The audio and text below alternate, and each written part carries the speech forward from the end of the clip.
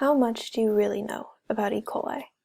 My name is Sarah, and today I will be defining E. coli and its transmission in the agricultural field. Escherichia coli, more commonly known as E. coli, is a gram-negative, rod-shaped bacteria that is mostly harmless. It can be found in the lower gastrointestinal tracts of warm-blooded animals. This includes both humans and cattle. While the name itself might sound scary, E. coli is found in the colon, or large intestine, and helps to break down food and produce vitamin K.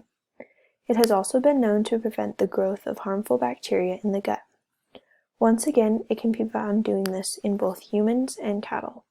However, there are quite a few strains known to cause illness, with the most common being E. coli 0157. This strain can cause severe diarrhea.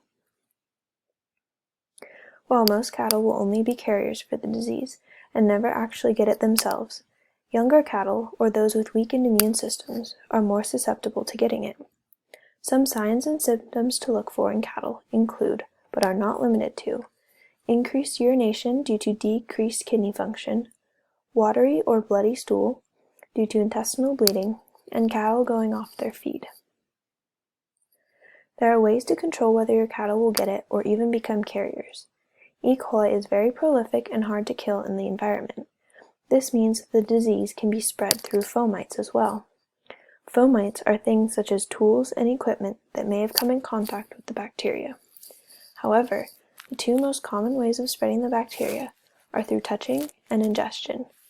This means keeping your equipment and facilities clean and sanitized regularly. This concludes my talk about E. coli. I hope that this has helped you to learn more about it and how to stop it from spreading. Thank you so much for listening.